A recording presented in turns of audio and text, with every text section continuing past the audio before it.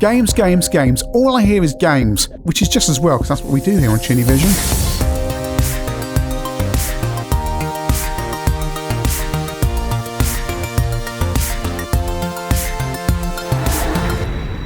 Yes, that quote from Micro Men where Clive Sinclair complains that all he's known for is Jet Set Willy, and then somebody else says, my lad's on level 7. Of course, there's not level 7 on Jet Set Willy. Jet Set Willy is, of course, a game by Software Projects from 1984, programmed by the elusive Matthew Smith, who surfaces every few years, but went missing for quite a long time. And it's the follow-up to Manic Miner. Game originates on the Spectrum, so that's where we're going to start. Miner Willy has to tidy up the items left around his house after a huge party, and Maria, his housekeeper, is not going to let him go to bed until he's done that. And so he's basically got a massive mansion because in his first adventure he accumulated a load of wealth from exploring all those mines, really. And it's a big old house here as well.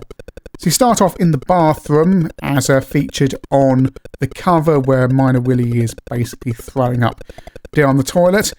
And you have music going on the entire time. And a very colourful screen, much more colourful than Manic Miner. Matthew Smith has worked in quite a lot of colours, and you have to collect all the objects around the house. And yes, the bath is a conveyor belt, and the toilet has gone mad. For some reason, everything in the house has gone nuts, basically.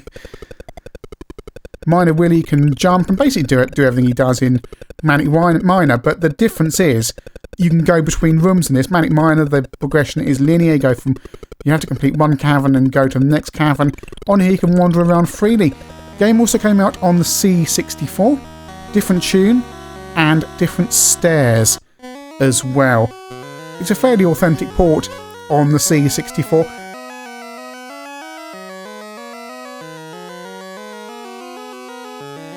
You do find with the stairs that they can be more fiddly than the Z80 versions.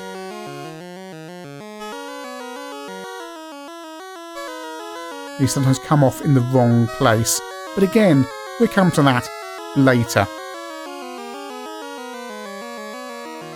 And this is the bedroom, and when you've got enough objects, Maria will disappear. Although in some versions she's not actually there, but the bed will kill you if you touch it. Over to the CPC, copyright 1985, it's actually the second version of Jet Set Willy that came out for the CPC. The Final Frontier, or Jet Set Willy 2 as it's known on Spectrum, and C64 came out first, and then plain old Jet Set Willy was bought out for They Sold a Million compilation.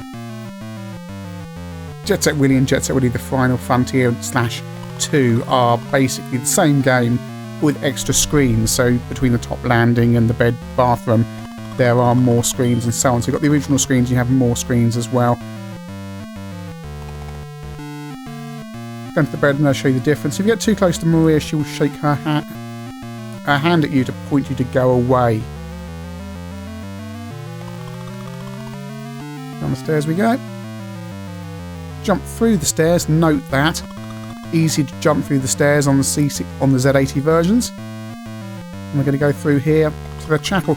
It's hard to think that any of you haven't actually played this game, and I'm not terribly good at it, and the aim today is just to go through as many screens as I can.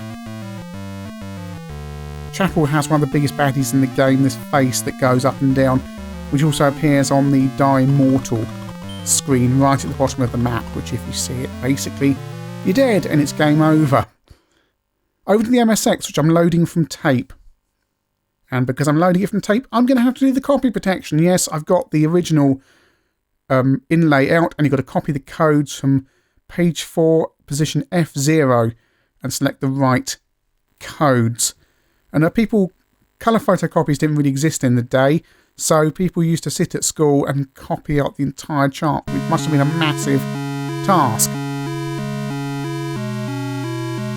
Same title music as the CPC version on the MSX. Squashed down screen, which as you'd expect on the MSX version, that happens quite a lot. To do with the MSX's screen modes. Basically an NTSC machine, then kind of we've all got PAL versions in the UK and Europe.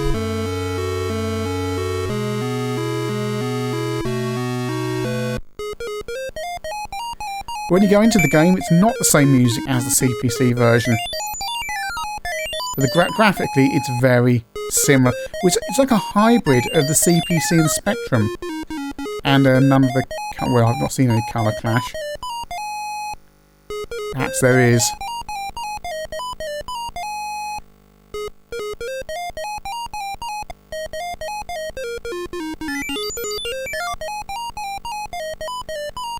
And the Acorn machines also got ports of the game, both the standard BBC Micro and the Electron. And we're on the Electron version at the moment with a lovely loading screen. It's a port by Tynesoft. Remember the name. And we go into the game. Of course, there's no sound effects other than a few beeps. And it's one colour, which is presumably to do with saving memory here on the Electron. But it plays pretty well once you find all the keys.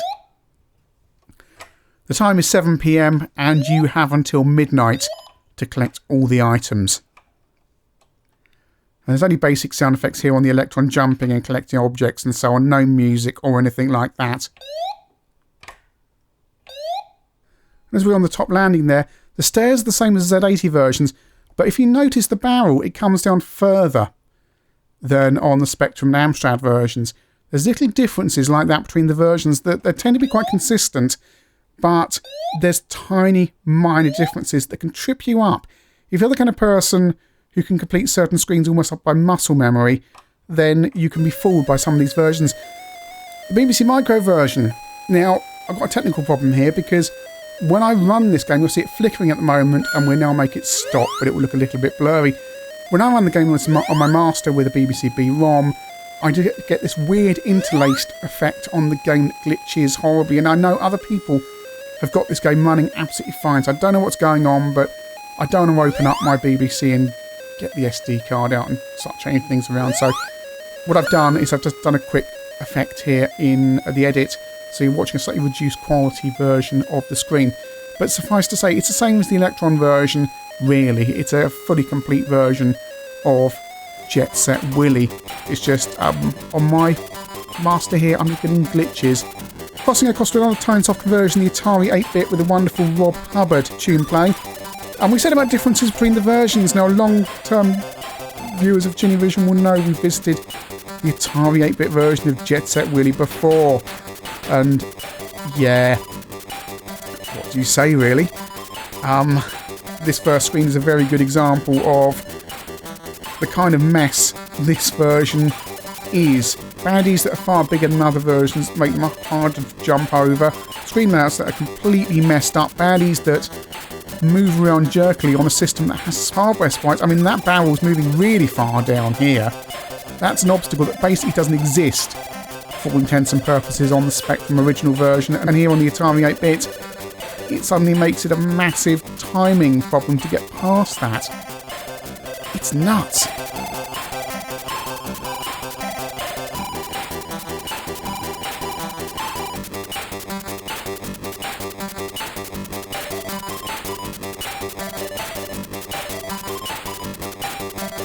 It's hard to believe this got released, and simple jumps become impossible because the baddies are so big compared to your character. You just can't.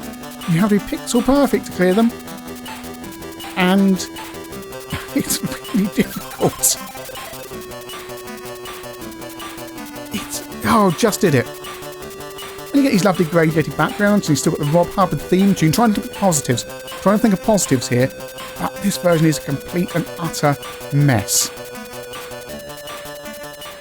Over to the C16 version, running on a Plus 4, but this is the C16 version because there's an upgrade for the Plus 4 as well. And this is looking like a downgraded C64 version with a few sprite glitches and no music, and objects in weird places. Look, that's the item from the chapel, the flame, that's suddenly on the first landing. But if we go down here to what will be the nightmare room, it's suddenly an entirely new room called the pantry. And there's quite a lot of jerking when your sprite crosses over the... I was going to say when it crosses over the path of another sprite, but it just seems to jerk around quite a lot. And you'll get an idea of what's going on here. And you can see that sprite, or that object down there, which comes from the chapel.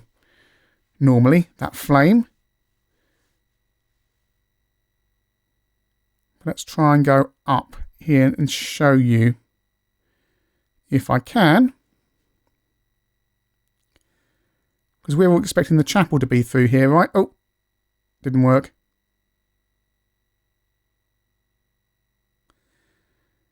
Jumping's a little bit of a problem in this version. It seems to be quite hard to move and jump when you're underneath objects, so you have to time it right. Oh, not going well. You can't just keep holding down fire and then you will jump as soon as you come out from underneath the object. Oh, did it. Oh, there's no chapel. I'm in the bathroom. That's what I wanted to show you. They've had to cut out a massive amount of screens to get this on the C16. And yeah. And we're down here at the main stairway now, going to the kitchens. It's very deceptive. Suddenly there's other objects all over the place, and you can't do that thing that you can do on the Spectrum and Amstrad, where you can basically run straight through the kitchen screens without stopping, because the timing is slightly different. I think I might get away with it here though. Up to the rest of the kitchen here.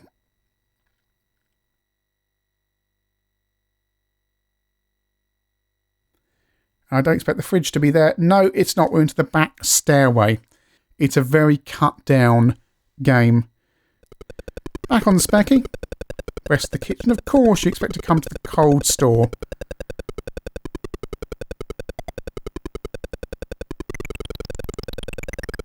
I'm not going to try and collect all the objects by any means here. I just want to get to as many screens as I can.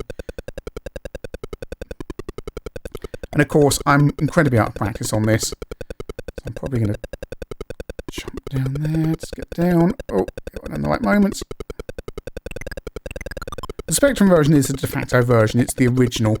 It's the template for every other version. Did I get away with that? I did. Oh.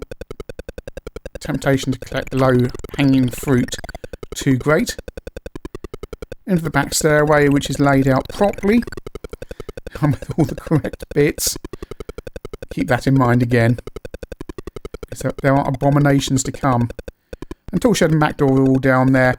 And you can go through there to get to the screens that are underneath all the levels. I can never seem to get to. I can't get through that. I've never been able to get through those two screens. Down by the tool shed and the other one.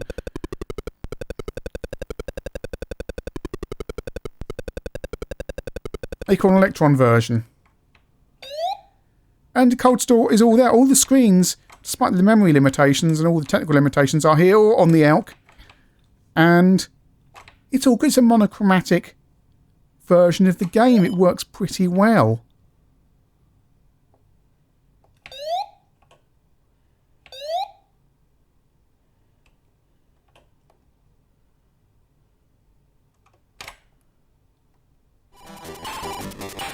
And here we are back on the Atari 8-bit version.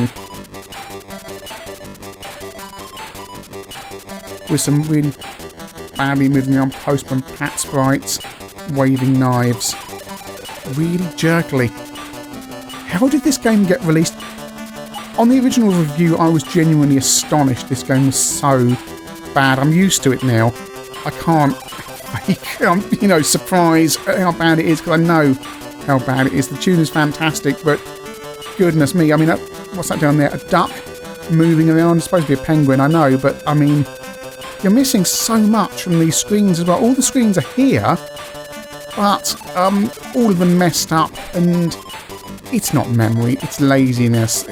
Just an incompetent conversion of Jet Set Willy. There is an updated version from 2007, by the way, for the Atari, but I'm not covering that here today because it's not part of the original lineup for the game, but it's pretty much like the Electron version, but with the Rob Hubbard tune. It's monochrome with a few coloured bits here and there for the objects, and it seems to play pretty well.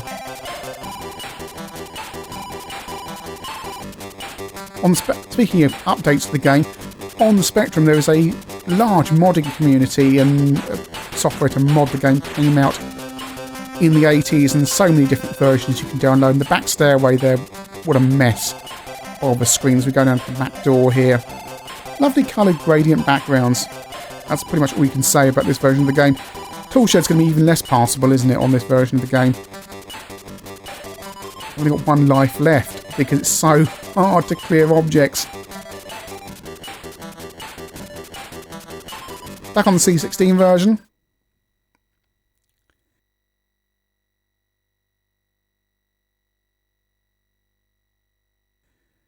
And yeah, that happens down here as well. You go through to the cold store and you end up in this screen here, the back stairway, which basically that's it.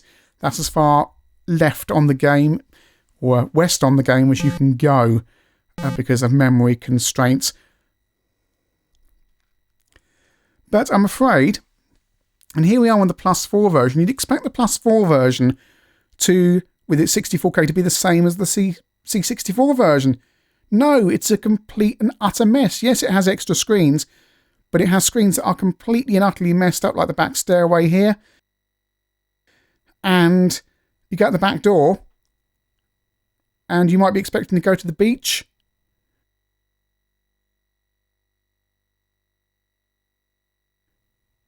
But no, you get a screen called the back gate.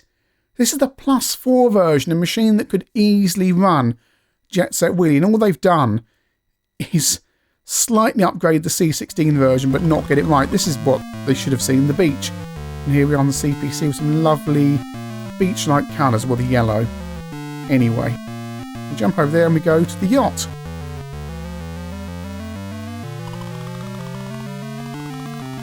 Which of course isn't on the Plus 4 version, isn't on the C16 version, and if it's on the Atari 8-bit version they've probably messed it up. But I wasn't going to risk my lives trying to get that far into the game. There's a Dragon version of this game as well, and one for the Memotech. The Dragon version is slightly enhanced, and that's the version of the game where it has extra screens, and that's the version of the game that's available for the Acorn Archimedes, hence I haven't covered it here today. Back on the BBC Micro, BBC Master here, and as I say, I've had to fiddle with the screen, stop it flickering. You can see the yacht there, and you do get a tune as well on the BBC Micro version. It's a very competent port, very easy to play, and BBC owners would have been perfectly happy with that on their systems. It stands up well against the Spectrum version. Back on the Specky, and we approach one of the most famous screens in the game, the Attic, known for the Attic bug. And watch out, that missile there, that rocket, that arrow, whatever it is, what it does, if the game hasn't been, well, the amended versions, what it did in the original game, was it travelled out across the screen, went off the screen, then started travelling through the program memory, erasing bits as it went. And what it did on the Spectrum version was to corrupt the game and make it incompletable. And yeah, baddies went missing, screens went missing, and so on. Software projects tried to pass this off as a feature intentionally put there to make the game harder, and then they had to admit that no, actually it's bugged because people managed to fix it.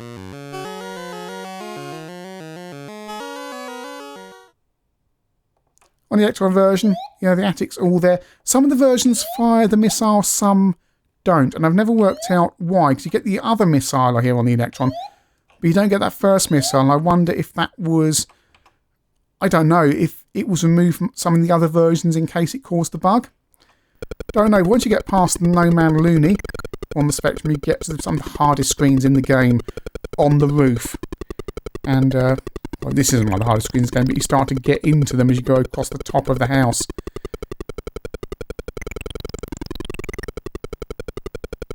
And these are quite challenging. They've got a lot of memory and timing issues. Of course, you're going to die and have to work your way back up here again to complete the game. So it's a lot of exploration, getting it wrong, getting it right. Yeah, it's complete timing, and I've been up here for years and years and years. You've just got to do it right so you can jump. Oh! On the CPC. A little bit garish. Jump. Time this right. Once you're on that conveyor belt there, yes! Got the Rescue Esmeralda screen at the top of the house. Card scheme here reminds me of Technician Ted. Back on the C64, this is the Banyan Tree, which is a good shortcut through the middle section of the house, but nearly impossible. In fact, some versions I don't think you can actually do it. I've never managed to do it on the Amstrad, I think. And some of the ropes as well you can swing on, you can get to the top and jump through to the next screen above. Back to the Electron. At least you get a different colour each screen on the Electron as well. It's not all just one colour, you get a different colour each time. That means the flashing objects don't work quite as well. Oh. I don't know how it's doing if it's dancing across the screen. Right. On C16, going across the top of the ballroom west. And you can see weird objects, not weird objects, but objects that you need to collect just scattered around the place due to the lack of screens. It's weird sometimes the choice of screens they've chosen to keep. And there's the jumping problem there. You just can't do that. On the MSX, let's test if another bug is in the game. Let's dive to our death.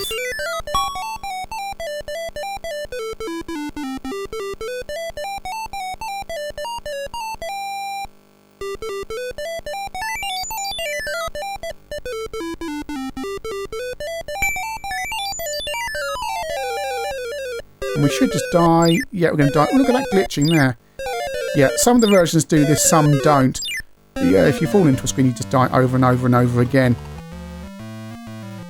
If you go east, you end up at the security guard, which was a screen I found a challenge as a kid.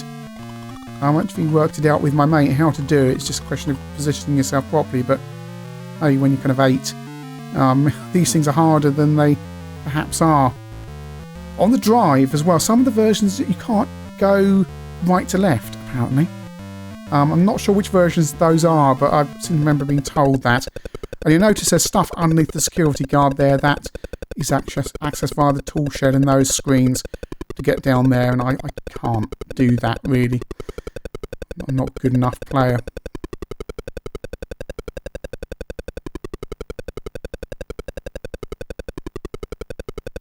There is kind of a version of Jet Set Willy on the VIC-20 as well. It's called the Perils of Willy, and it's a kind of mash-up of Manic Miner. Oh, at the foot of the Mega Tree. This is a tricky timing one as well. It's a mash-up of Manic Miner and Jet Set Willy on the limited memory available in the VIC.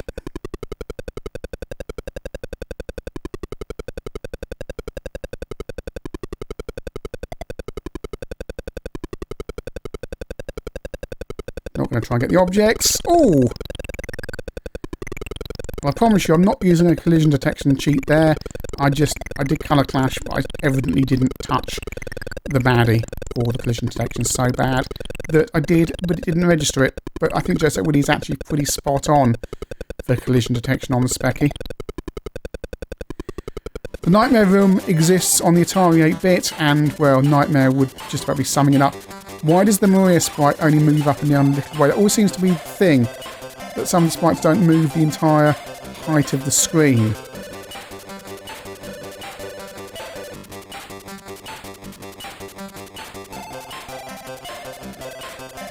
This is the Banyan Tree on the Atari 8-bit version. I was going to say it looks passable, but it probably isn't. One of the other bugs with the Atari 8-bit version is some of the objects you need to collect to kill you. Yep, you pick up an innocent looking object, you pick it up, it comes up as an item, and then you lose a life. One of the ones in the cold store does that. It's just so badly coded. It's horrible in every single way. Heading onto the off license to the far east of the map, and that's another place you can pick up lots and lots of objects. You have to really pick a path of the way you want to go around the mansion. I'd suggest perhaps going the far eastern side and then working your way back. And then perhaps, well, you've got to go down to the kind of underneath the place at some stage. But as I say, I've never really managed that without cheating, so I've never come close to completing Jet Set Willy, although we played the game on a forum many years ago and I came up 3rd or 4th in terms of number of objects, so I can't be too bad, but yeah, it's beyond me these days. Commodore Plus 4 version. Now, as I said, it's expanded over the C16 version, but it's not the full game. You do have extra screens, but the stairs are so utterly broken. You go up through here, getting up towards the attic, and you just keep on going through the stairs, especially when you traverse screens or you hit a floor section near the stairs. You're suddenly walking on the floor, not the stairs, or suddenly you go through the stairs. It's horrible. It's why they needed to... Why couldn't they have just taken the C64 code and made a proper Plus 4 game?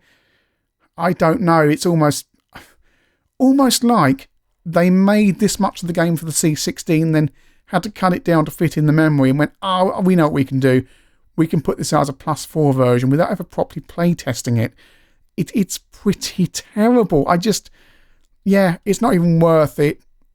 As a free extra, you get the extra screens, but at least on the C16 version, you're getting a few interesting new screens, whereas on the Plus 4, you're getting a mashup of new screens and old screens that are absolutely terrible.